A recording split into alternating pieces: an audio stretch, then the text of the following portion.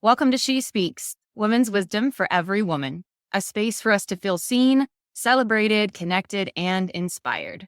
Here, we come together to tell our stories, share our lessons, celebrate our unique strengths, and reconnect with the sacred feminine wisdom that exists in all of us and guides us towards a lit-up life of peace, empowerment, purpose, and prosperity.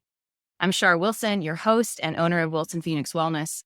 I'm a mind-body wellness content creator and coach helping high-performing professional women transform from burned out to lit up through a holistic wellness approach. Each week, you're invited to join me and my special guests in heartfelt conversations on holistic health and well-being, resilience, relationships, and living authentically. Whether you're navigating life's big changes, seeking deeper purpose, or simply craving connection and inspiration, you'll walk away with bite-sized brilliance as we uncover empowering insights and practical steps to help you create a life of balance, joy, and fulfillment. And today I'm joined by my guest and dear friend of, I think, like 7 or 8 years, Jenna Valentine. Jenna is one of the coolest women I know. I'll start with that. And she is a doctor of acupuncture and Chinese medicine. She is the owner of Valentine Care Clinic, which is based in Austin, Texas. She is a mom to the coolest teenager on the planet, and I can totally attest to that. And just like me, Jenna is a super nerd for all things wellness. Jenna, welcome to the show. It's such an honor and delight to have you here. Happy to be here. I'm also listening to you and distracted by how gorgeous your eyes look with this shirt. Thank you. I think you should look at the video too, because you look so great. Thanks. I'm so happy to be here. Thank you for doing this. Yes. Oh my gosh. Thank you for being willing to come on and share all of your brilliance and joy and just beautiful energy. So Jenna brings a wealth of wisdom and insight on a wide variety of topics, which is what makes her so interesting and mysterious at the same time. You bring wisdom on obviously health and wellness, career. You are a female entrepreneur. How long have you been in business? I have been, Valentine Care's been around since 2018. So that's So maths. Yeah. cool. Finances, relationships. I do think you have done or are doing some relationship coaching on the side. And I think you've learned quite a bit from your own relationships. So we're going to touch on that here in a moment. And then just navigating major life transitions. What would you say are probably the top 3 major life transitions that have shaped who you are? For sure, being born was one of them. Yes. I would say, being born, having my daughter, going through a divorce, and that's 3. Those are probably the 3 big ones. Heck yeah. Yeah. So Jenna's going to bring all kinds of wisdom. And that's what's so fun about this podcast is it's conversational. We're not sure where it's going to go, but we know it's going to go to the right place. So get ready to learn from Jenna, be inspired by her, feel your feels, and take away actionable steps to help you thrive in life. So to open up, Jenna, tell us a little bit about, let's dive into the relationship piece, because I think you have so much wisdom to share here. I know that when I was going through one of those big moments in life, which was my divorce, you stick out in my mind as someone who, you just showed up for me in a way that a lot of people didn't. And I very distinctly remember it was in between separating from my ex-husband and the divorce being final. And I did not know who I could trust, particularly women, because there was definitely some betrayal trauma that went on at the end of my divorce, at the end of my relationship. And I remember walking into a coffee shop and I hadn't seen you in a long time.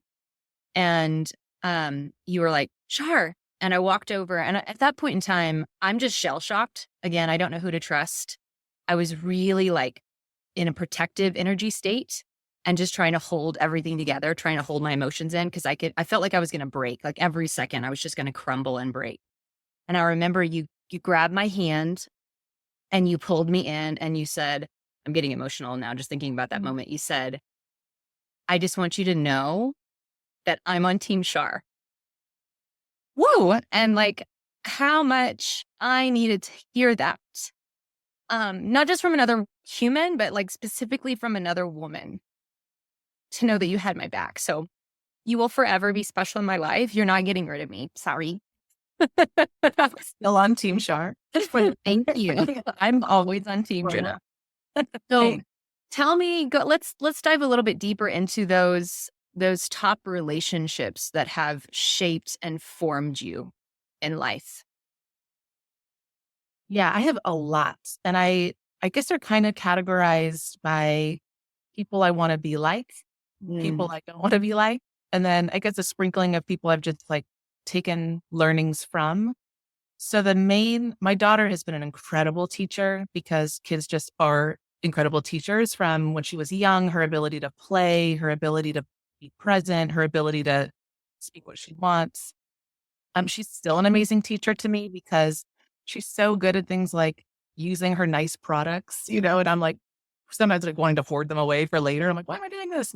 She's just such a teacher to me. She's really helped me learn my own triggers because when we have a parenting thing going on, I'll have to check like, is this me carrying stuff from my own life and layering onto her? Is this her thing? So it's a lot of like very rich information to cull from being a mom, especially to such a cool, she's almost 16. She's been huge, huge, huge, huge. And then my granny, who's not my biological grandmother, but is actually my ex-husband's step grandma. She passed away several years ago, but I met her at 15, which is when I met my ex, and we just fell in love at first sight. And she was one of those like cute British accent, really easygoing, really into meditation. Like she really opened my eyes to like, oh, wow, you can move through the world in that way. Like so present, so calm, so non-pretentious, like really, really, really interesting woman.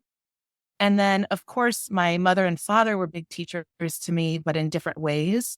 Um, I grew up estranged from my father, and there was a lot of heat around it. And after he died, now I've been able to connect with him more, his spirit more. So that's been a whole interesting evolution. But it's he was a teacher, and how even the absence of someone can have a huge impact on my life because I lived a lot of my life in opposition to who I thought he was or would want me to be, or um, so that was really interesting. Like when you're living in the opposite of what you think someone's going to be, you're still centering them at the core of what you're doing. And then my mother has been a teacher. She's still alive. And she, was a single mom raising two kids. And she did a really incredible job in a lot of ways. So she's been a great teacher in notice the good, notice the things you'd like to change, and find appreciation anyway.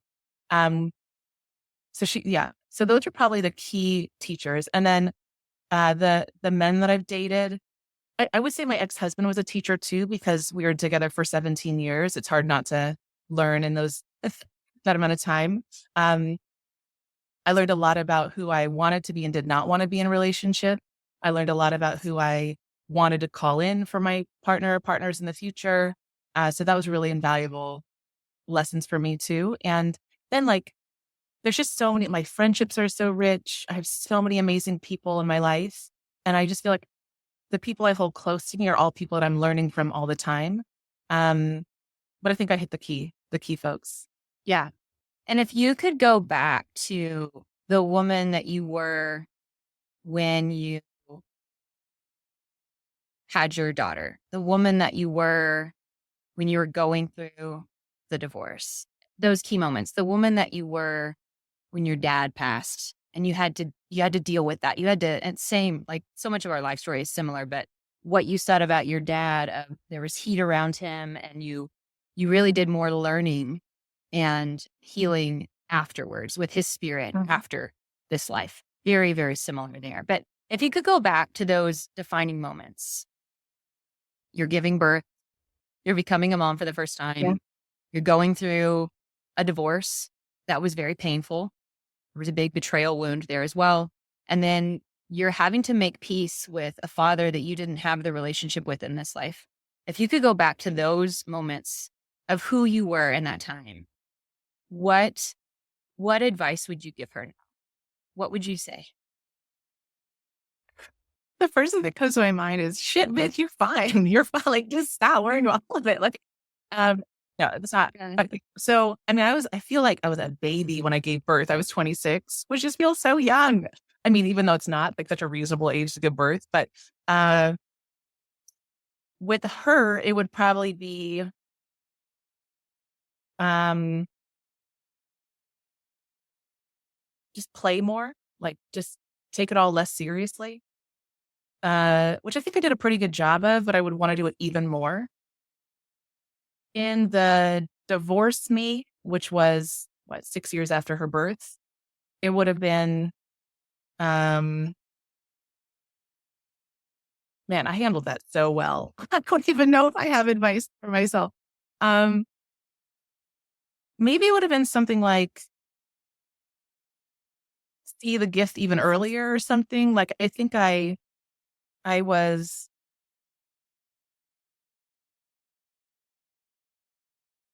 I guess my wish at that time would have been that I would have had more friends that were single. Like I think when you're a couple and you have a baby, sometimes your friends are oriented around other couples and babies.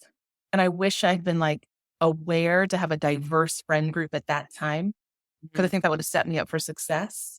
Not like have a bunch of like plan B guys waiting in the wings. That was never my style, nor will it be, but really just have friendships that are different, not just couple friends who also have kids. But I was also new to Texas. So like, I was meeting friends at my daughter's school kind of thing. So, but yeah, I think that would have been pretty good advice. And I also would have like paid more attention to the strategy of divorce. I didn't, I didn't really do a good job there. Uh, I'm I not would sure have, that's something they teach us. no, it's just that. Yeah. It's like Yeah, he book moving into like a people pleasing differential category as a, wife who really was trusting. I wish I'd been like, that's not your person anymore, honey. You're not on, stop trying to do it in a way that makes you feel like you're a kind of person, like a kind, generous person. Right. I wish I'd had more strategy. I think that would have set me up a little bit better in some ways. Who knows? And then with my dad, I would not say I made peace with the man he was when he was alive. I don't even have that as a goal. I think it's interesting when there's a complication with a parent because like you're half of them, and so maybe my learning with him was it's okay that you're half him. Like that's all right. Like you're fine. Like those you don't have to feel any kind of negative way about the traits you recognize in yourself that are him. Like those can be admired anyway. But I think it's tricky because depending on my mom, those were triggering parts for her. So, you kind of internalize certain things. But yeah, I definitely don't have a goal to make peace with his human form. Like, fuck that dude, but I, tr- I do think that that myself when he died would have been like, hey, you did a really good job. Well done being open to even having a relationship with his spiritual form. I think yeah, it would feel pretty good about myself at that point. That was only like maybe 4 years ago or something. Yeah. Yeah. It's coming up on 4 years. Actually, tomorrow is 4 years anniversary of my mother's death. And then December of this year will be 4 years for my dad. Just what you said earlier, something to the effect of for so long you had been living in opposition, Yeah. in a defiance, in a rebellious state. Yeah. I see these aspects of dad in me. Mm-hmm. And I see the way that he lived his life, and I'm going to go in the opposite direction. Right. I see the kind of man that he is. I'm going to go in the opposite direction of who I find myself with in relationship with a man. Man, that resonated. So can you dive a little bit more into that? How did you shift because that impacts so much. I mean, that really goes to attachment theory and, family dynamics. That so much affects who we choose in friendships and particularly romantic partnerships growing up. So can you just digest that for us a little bit? How did you make that shift? I think I'm really committed to my own like sovereignty and really being myself. And so it's irritating. I don't like being controlled or told what to do. And so, including by my own self. So when I realized like, oh my gosh, I'm just a puppet in an alternate way, that's so irritating to my system that I'm like, I'm just not going to do that anymore. It just took recognizing that I was doing it to really help shift it. I'm probably not all the way done with it. Like I probably still have weird tactics that I pull out of my subconscious and have no awareness of, I'm sure. That'll be fun to find out what they are. But I think that there's a certain amount of like, when I make a choice, do I feel it's inherently my choice that I'm doing as much as possible? Or do I feel like I'm doing it to please somebody or to displease somebody? And if it's either of those things, I want to look at it a little bit more closely. So I think it's just around, I mean, the strategies would be get to know yourself even better, learn to trust your intuition, understand the sensations in your body when you're doing something that's within your authentic profile or not, and then move towards those things instead of feeling like, I'm not my dad, I'm going to do it this way. Like we don't need to do that. You can if you want. It can be really fun in a lot of ways, but I think that it's even cooler to like stand in your own power and make decisions from that place. Yeah. And you truly are such a model for a woman who authentically stands in her power. Like it's not a smoke and mirrors. It's not ego. That is not my experience of you. No. And by doing that, you invite other women to do the same. I heard you say two things, like one, get to know yourself better as a strategy, Mhm. and two, learn to trust your intuition. Yeah. So for the sisters listening to this call that think, well, that's nice. How the hell do I do that? Yeah. Can you break that down? Like through these impactful relationships, the beginnings and the endings of these relationships, how did you get to know yourself better? And how did you learn to trust your intuition? I would say I got in touch with my audacity to even decide I was going to do it. I just love when women have audacity. Just think we need more. Um, yeah, I am really clear on how my body feels. Like I'll notice like, oh, that makes my heart feel like I want to go towards it, or that makes my, intestines feel kind of gross. I'm going to move away from it, whatever. Like I'm pretty clear on my body sensation. So that's how I think that's how I trust my intuition the most. How I got to know myself. I'm still learning who I am, which is so fun, but it's a lot of experiments. It's like, I'm just going to try a bunch of stuff and see what feels good and what doesn't feel good. And yeah, I think that's the only way, like to just keep experimenting. But I don't ever want to feel I've like learned myself, because then I'll feel like I'm in a place of complacency with who I am. And I don't want that. So I would say like I'm constantly learning who I am. And like sometimes I do things I'm like, oh my God, we did that. Like that's so interesting. Self, what are you doing now?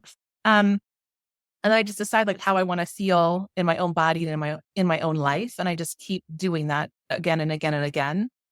And that's how I think any of us, it's not that much different from how we get to know someone on a date or how we get to know a new friend. Like it's just a lot of repeat interactions where we're like collecting data and seeing people in different circumstances and Yes. making judgments about that.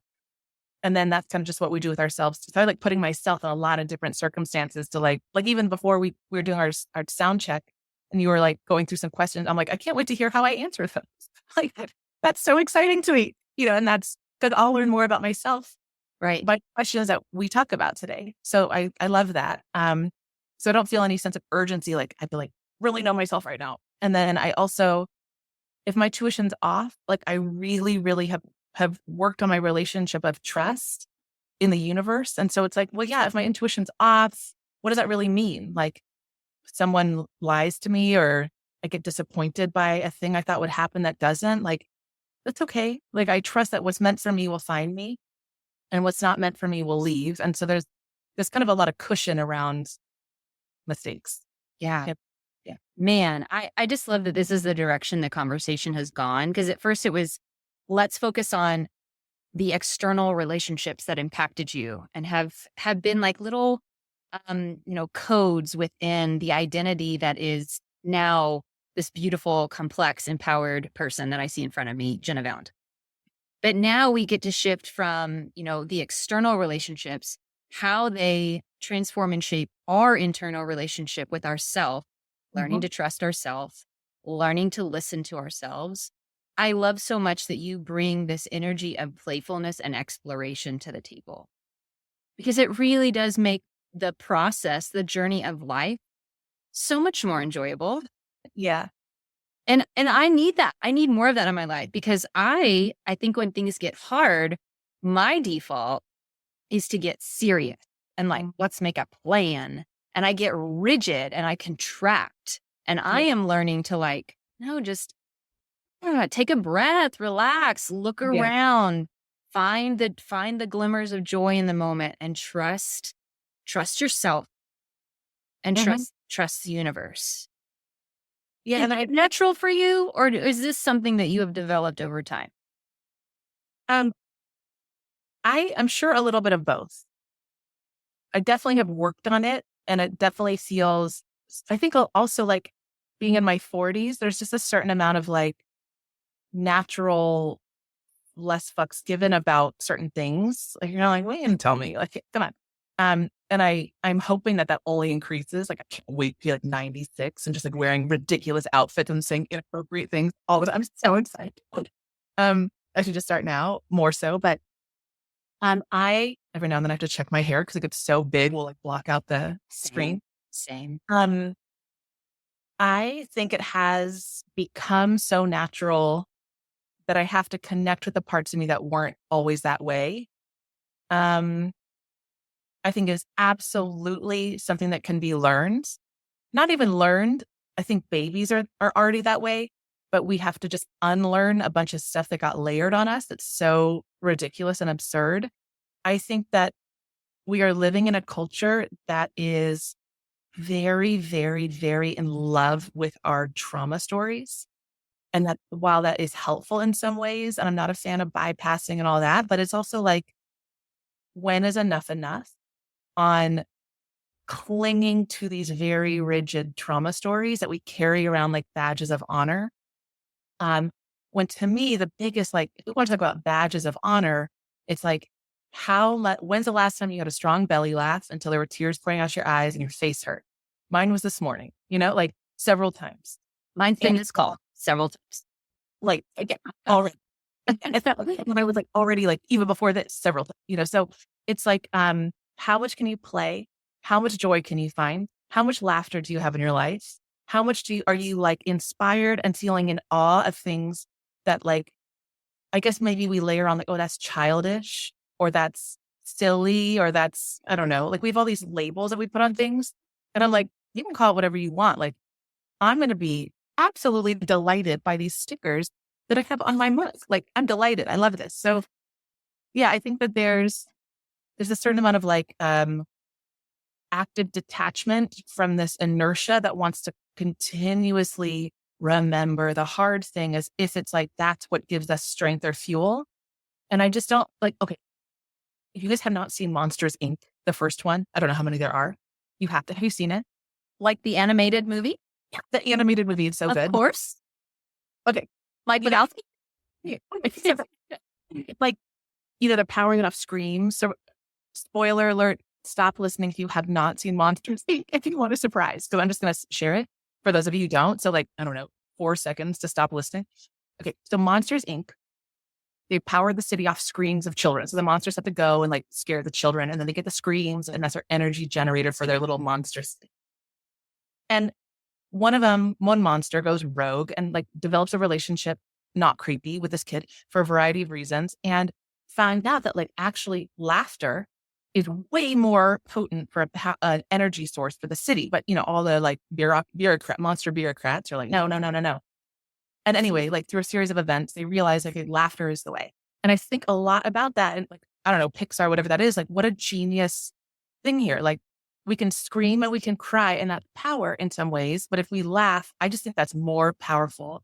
And it's way more fun to live that way. So even if I'm wrong, like, I don't know, don't tell me I'm wrong because I love it and I feel so good. Yeah. So it doesn't mean I don't have tears and screams and hard moments and hard times, but I'm definitely not going to over attach them and carry them around like badges of honor for the rest of my life.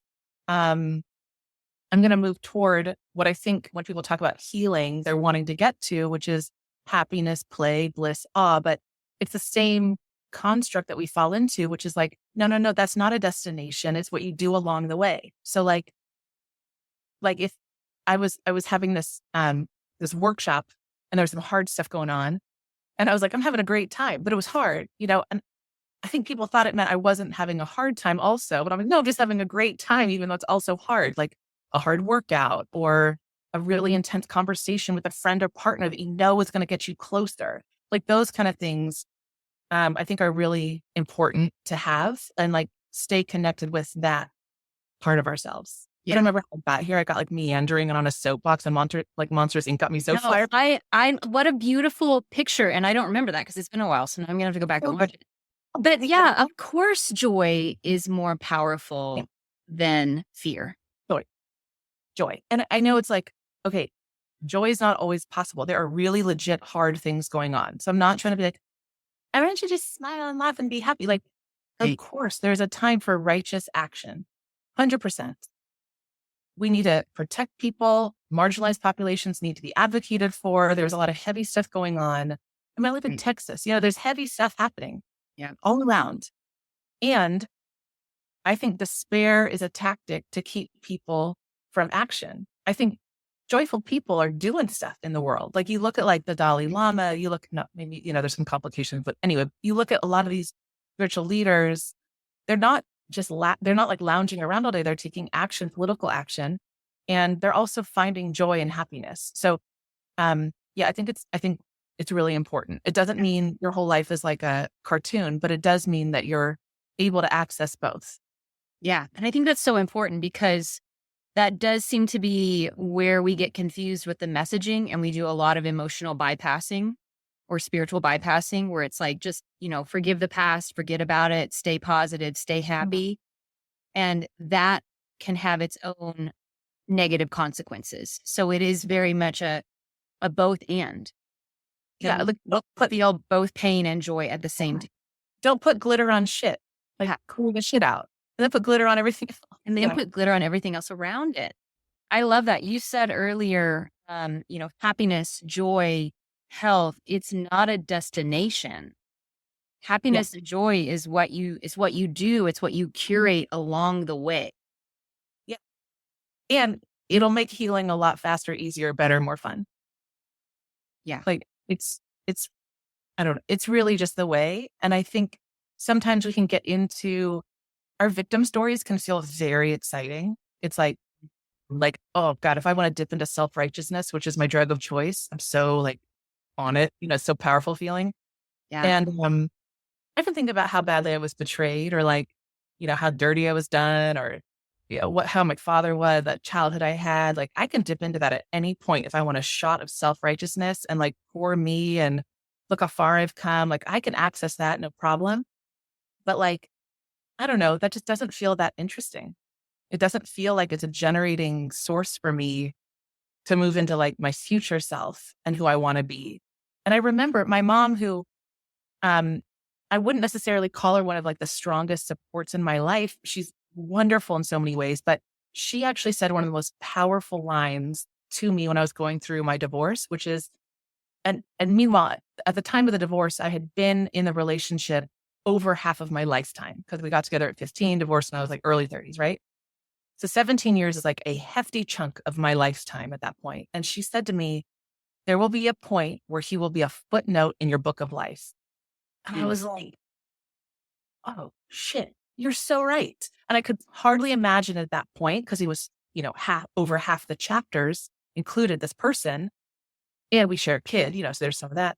But it was like, I felt like that was on me. That was like my battle cry to be like, let's go consume experiences, have experiences to fill my book up even more, to dilute the hardship hardship, both with awesome stuff. Because then my book is going to be so much more fun and it's going to dilute some of this other hardship. So yeah, that's kind of the path I've taken. And again, like I'm really not afraid of trauma work and grief and all of that. It's the richness of that is so important. I don't want to feel minimizing of that experience, but I hear people often just loop on the same victim hardship story. And I'm like, is there any room in that neural network that snaps on so fast and has the same script and choreography? Is there any room for us to move that out a little bit and add some ventilation into that so that the life can feel more rich and not so triggered by this very scripted experience? Yeah.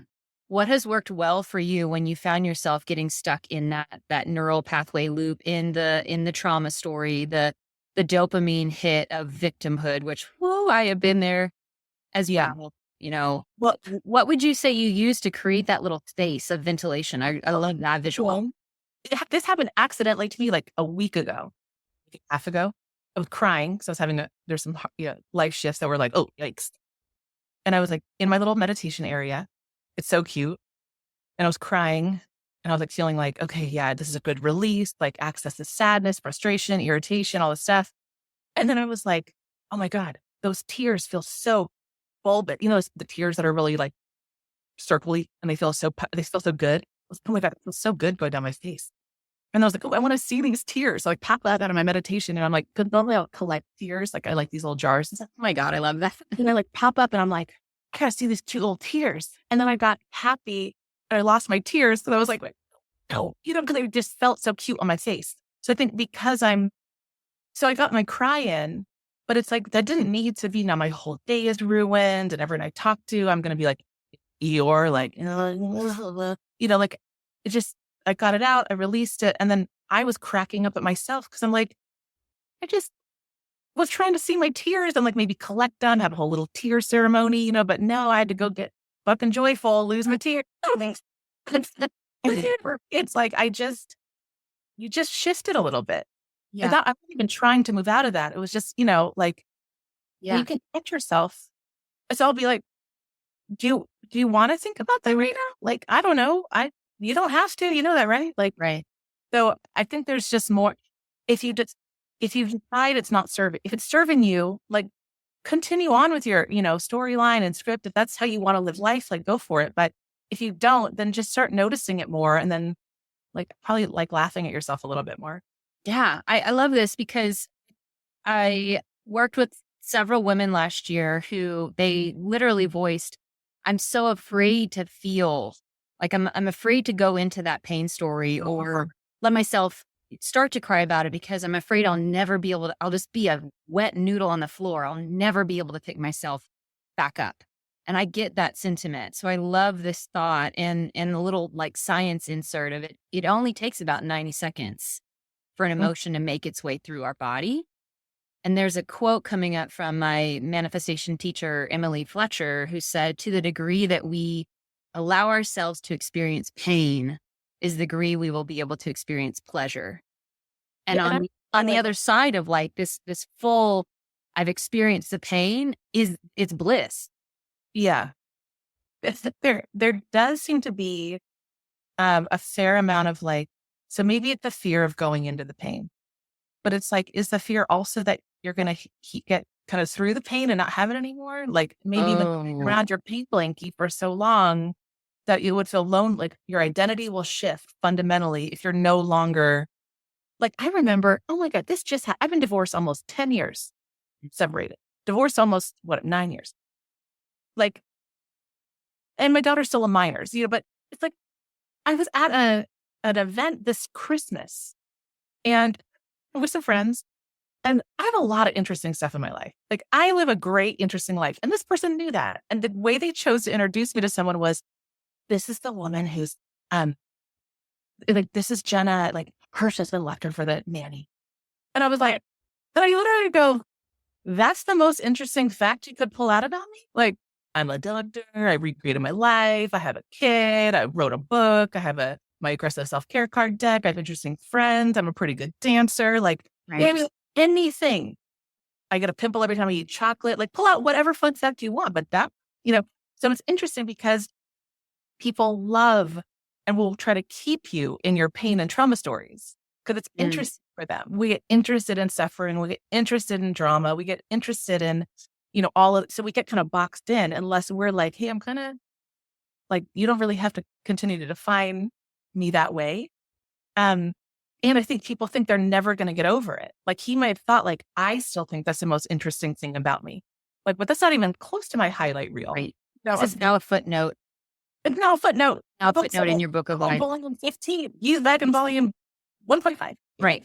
So, Can you go back? Because you said something earlier that I want to make sure that the women listening to this call catch this if they missed it the first time around, because it was so potent what you said, but you just kind of like said it in flying. I wonder I'm going to try and like recap what I heard you say and make sure I heard it correctly. Right? You I don't know said what you wonder if women are afraid to go into the pain story because that is going to ask them to heal from it and to release the hold it has on their life. And if that pain story is no longer the centrifugal force of their identity, then who are they? Is that what I heard you say? love the word centrifugal. Big Right words. Oh, yes. Vocab queen. So I feel like we identify with our pain in many ways.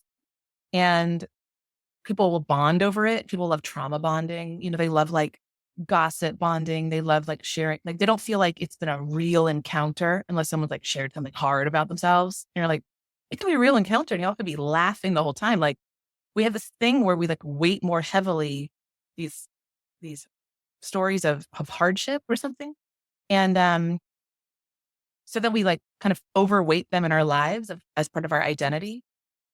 So I think people do have an identity. Like I'm the martyred, whatever. I'm the one whose, baby had this, or I'm the one who never had a father. I'm the one who has daddy issues as a result of a hard childhood, or I'm the one who had a poverty-stricken life. I'm the one whose husband left me for another woman. I'm the one who, and we have all these I'm the dead, and we rigidly box ourselves into these pain labels.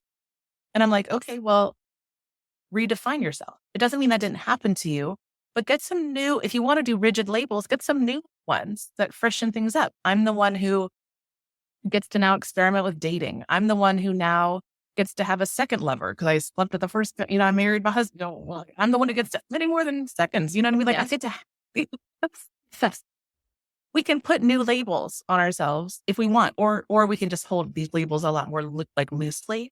I see people in my work life, in my social life, in my personal life, all of it that are kind of almost like afraid of accessing joy. It's like people will be like, oh, I don't want to jinx it, or like I had someone who, they get headaches often and she hadn't had a headache in a few days. And she's like, what? And I was like, you don't think talking about your headaches is going to jinx them to go away? Why would sharing that they had gone away jinx them to come back? Like we have this weird relationship with like jinxing good things that we don't have with pain things. And I just am not here for it. Like I'm like, you should be shouting from the rooftops. Like 3 days, like tell your body where you want it to go, celebrate it when it gets to where it wants to go. But we just like, I don't know, I'm getting on a soapbox. I'm like getting a little sweaty. I'm so passionate. Well, I think, what I'm remembering from that is there's this term, and I think I get it. I hope I get it right. It's something that Brene Brown talks about in one of her books. And she talks about this concept of foreboding joy. And Foreboding joy. Foreboding joy. And the breakdown, my understanding of that is in the same way that we cling to our pain as our identity, we also resist or prevent against joy. Yeah. Because we're in this constant cycle of joy, pain, joy, pain. That is what it is to be a human, to experience all of humanness. We're not going to be in joy all the time. We're also not going to be in pain all the time. But we avoid joyful moments because we have this weird belief that on the other side of this joy, the other shoe's going to drop and then it's going to be gone. I'm going to lose it and I'm never going to be able to get it back. And that's just kind of what was coming up for me. I know that belief I got from my mom. It was always like, don't get too happy. Don't get too comfortable. Yeah. Because shit's going to hit the fan eventually. Yeah. And she lived most of her life preparing for the shit to hit the fan instead of looking for the joy. I'll tell you though, the worst things that have happened in my life, I didn't even know to worry about. And they happened anyway. Like I wasn't like saying no to joy. Like there was nothing I could have done. Like the bad things are going to happen regardless. So it's like, you may as well enjoy the good times a lot because the bad things will happen regardless. But no amount of like worrying about the bad things will prevent or not prevent them. No amount of saying no to joy is going to prevent hardship from coming. I'm like, well, I'm going to be a joy whore and I'm going to like absolutely take all the joy possible because I don't know, it's like squirrels get all the nut for the winter or whatever, like I'm going to do that so that I'm going to do it because I love doing it and it feels awesome. But also then when the hard times inevitably come, I have this like bank of joyfulness and memories. Like, if something hard happened today, which I'm not baiting it to, but if it did, I will know my face still hurts from laughing so hard earlier. And I'll have that as a recent memory, not something that I pushed away like, oh, well, I knew it was going to happen anyway, like some weird fake sense of control. Like, yeah, I knew it was going to get hard. Like, so what, we feel like we're right. Um, yeah. So I just think it's much more interesting, especially in our in hard moments, in hard cultural times, world times, etc. I think it's really, really important to be connected with these joyful experiences so that like, I don't know, why else are people moving through all the hardship if they only think more hardship's going to come? Right. Maybe one day they'll be happy when they've done enough trauma work. It just doesn't make sense. It doesn't compute in my brain. Yeah. And then when you say it out loud, it doesn't make sense either to me. I'm like, oh, that sounds ludicrous. I love hearing you say, I'm investing joy in my bank. Like I'm stocking up on my bank of joy because I know that life will also present hardship. Mm-hmm. If I can draw from my joy, it's just like this constant balancing act of joy and pain and what it is to be a human. Yeah. Can you kind of like wrap up this conversation with what is the legacy or the impact that you hope to leave behind for your daughter, for the women listening to this show, for every woman that you encounter in your life? What is the legacy or impact that you want to leave behind um, to help them really live that authentic, joyful life? What's the lesson? What's the action? What can they take away from this call? I would love if people held their understandings of themselves more lightly so that they gave themselves more room to grow and they gave themselves more permission to experiment and they gave themselves more looseness around what should be shameful or not shameful. So they gave themselves more permission to take risks. Like if we say stuff like, I'm type A personality, why? Why are you? Do you have to be? Do you still want to be? Is that a helpful label for you? Or like, I'm someone who's just serious. Like, okay, really? Like, I just want that to be like either reevaluated more consistently and regularly or just held more loosely. Yeah. I think that would be really helpful for people because um we're just so serious and doesn't like kids are so great and old people are so great because on both spectrums they're just like really joyful for the most part. We all know the curmudgeons or like whatever, but yeah, I just think you can do really amazing. I was just talking to a client about this earlier today. I was like, sometimes when I get really excited about something that's so cute, I'll like tighten up because I'm like, oh my God, it's so cute. Like, just like, and I'm like, okay, hold on. That thing can be cute and my body can be relaxed. Well, I feel like we can move through the world doing hard work and not taking it so seriously and having not only not being so serious, but also being more joyful and playful and awe-inspired. It doesn't mean you need $1 million to go buy a bunch of stuff, but like, look at a bee gathering pollen on its two little legs. Like it's silly, it's fun and weird and great. And so just noticing more of that stuff, I think would be awesome. So I think, yeah, holding your labels of yourself more lightly. Yeah. More loosely. Yeah. Yeah. And it might be a helpful practice if you find yourself like me, where you're a little bit more inclined to be a black and white thinker. And I'm learning how to expand and live in the gray. And I, for a long time, did label myself. And our words have power. So whatever we label ourselves as, I'm an anxious woman. That has power and that's how you're living. So what if we could start to flip the script, like loosen the grip on the labels, notice, maybe start writing in your journal, notice how you refer to yourself, how you title yourself, how you introduce yourself to other people and just see what patterns lie there and start to loosen the grip a little bit. Absolutely. And I think part of that is, yeah, like really being less self-deprecating. It's fun to laugh at yourself. Like I laugh at myself all the time, but less self-deprecating humor, less apologizing for stuff we don't need to apologize for. Really just stepping into this, like, life is a big experiment. We're supposed to have a lot of fun, and we're supposed to help people where we can, but we don't need to carry the burdens of the world with a sourpuss face on our face all the time, because I don't know, that makes us some kind of like better person or something. I don't know what people are doing with that. And I think it's such a more intriguing and inviting approach to doing the healing work, because I think a lot of people are like, I'm not ready for the healing work because I can't function if I'm like living in my trauma and pain and Yeah. sorrow all the time. What if joy could be an entryway to the healing Yeah. work too? It makes it a lot easier to look at parts of yourself that you're not a fan of if you have a kind way of dealing with yourself. So, and that takes, like, if you can laugh at your deepest shame parts are not going to want to emerge if you have this like judgmental, mean, irritated, cringy streak. Like, they're going to keep hiding. So there's just like a certain amount of like, how much can we love ourselves and appreciate ourselves? Like, I'll do stuff that I'm like, well, that was a weird little tactic you just pulled there. What was that? But it's like adorable to me. I'm like, what? That was okay. Okay. That's a thing we said. Perfect. Let's go. But there's a sense of like, just find it adorable or interesting in yourself instead of this, like, I'm going to have to do this really painful, and maybe it's going to be painful, but I buffer it with stuff. Like, I don't know. We don't need to make it so weird and hard. I agree. And that is We're truly like your gift. spiritual masochists. So, I mean, what are we doing? Why are we doing this? Like, Yes. like, you go. We'll do all the pain plot, but come on. There's just another way. Yeah.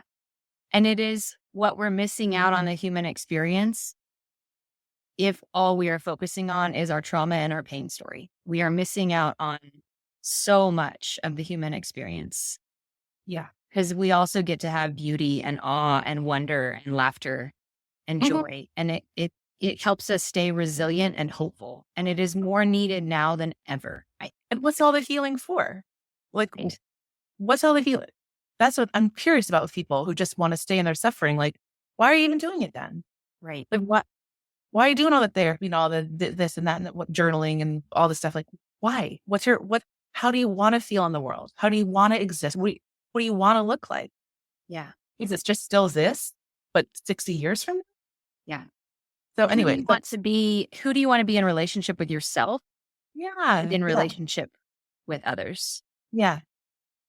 Well, thank you for sharing your gift of play and joy and levity as a significant part of the healing journey and what has shaped you as a human. It's a message that resonates so deeply with me, and I think more women need to hear it and be given permission to move towards joy with audacity. I love that you use that word audacity, because to live a joyful, lighthearted, experiential life takes a lot of courage. We are not taught that. We are taught to be quiet and pretty, pleasant and productive. We are not taught to stand into our fullness of our joy and to use that as a source of power. So thank you for modeling that and coming on and sharing about that today. Where can our sisters who are listening find you, and how can they start to support you and get involved with you and benefit from all of your services? So I'm probably most active, and I say that with, I'm not super techie, but Instagram is Valentine Care Wellness. And then if you're in Austin, I have clinics here. If you're out of Austin, I do some online work. I have a wellness hour that's free every week up north. And so if people are interested in that, they can just message me on Instagram. My website's valentinecare.com. So if people want, a website, they can do that. So yeah, those are probably the main ways to get a hold of me. You have a book, you have a deck of cards. Thank you. You're so good at business. I have an aggressive self-care card deck. Oh, I was going to pull a card. Pull a card. I love this aggressive self-care card deck. When I was teaching in yoga studios, I would always have students pull a card deck because they come in and they're like, "Oh, serious?" You know, I'm like, let's lighten up. You can be a little fun. Pull an aggressive self-care card, and every time, it made them laugh. So I love it. That's so sweet. Okay, so this is I don't know. Okay, here. My cute tattoo artist, Carlos Ibarra, did this. He's so amazing. I'm just gonna pull the first one. Oh my God, perfect. Belly laugh. Fake it until you're actually laughing. No one cares if you feel stupid. You need this. How do I get it? Oh, Okay. perfect. So they're those. Okay, so those I think I have on my website for sale or in the clinic. And then I wrote a book called Mantras of Bad Bitches. It's like a mantra for each day. It's for people who like think they can't meditate or they're like bad at it. And it just like calls them out with love and gives them like a real easy platform for getting started and not taking it so seriously. It's over there. I don't want to grab it. It just feels far. Super, like you can get it on Amazon. Oh damn. Okay, I'm just gonna get it. Let me just hold on.